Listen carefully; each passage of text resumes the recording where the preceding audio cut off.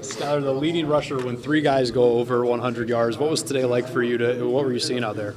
We were just taking what they were giving us.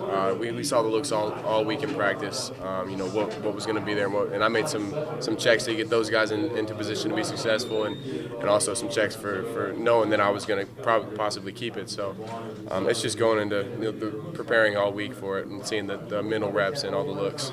Broke off 30 plus 40 yards, in a couple of runs. What are, as those are developing and you're seeing nobody in front of you, what's going through your mind in those moments? Just get as much as you can. Play ball, have some fun. Smile a little bit. Just go play ball.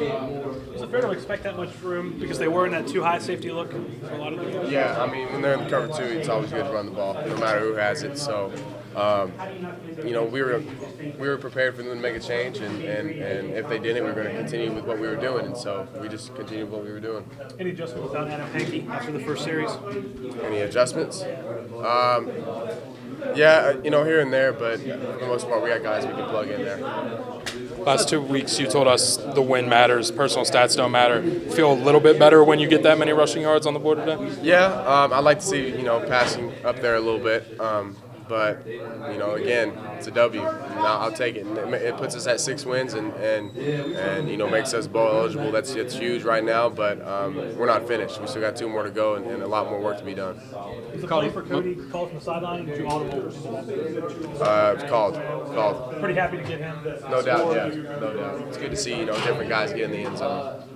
Different guys is one thing, but he doesn't score too often, doesn't get the ball too often anymore with what his role is. What has he meant to this offense, especially with the way the ground game has come along? He's kind of one of those guys that kind of behind the scenes. He's always fitting up in there, getting those big blocks for our backs, and it's good to see him, get a touchdown and get happy with the team, celebrate it. How about when he comes out with no shirt on today, with the weather conditions that it was? Dana called him a lunatic. That's normal.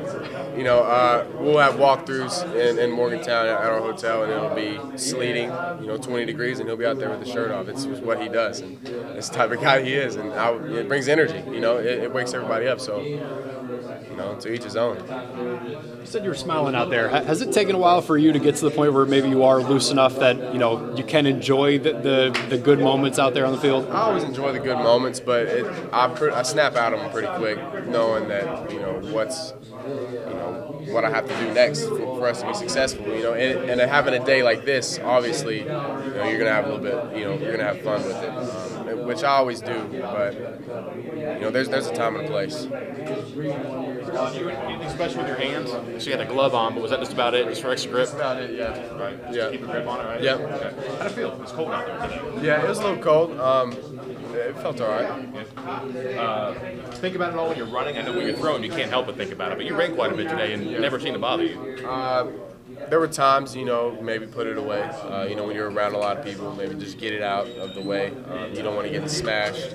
You don't want to stick it out there for stiff arm or anything, which is naturally what I like to do. I was adjusting a little bit. Was there any doubt this week that it was going to be full go for you? No. No.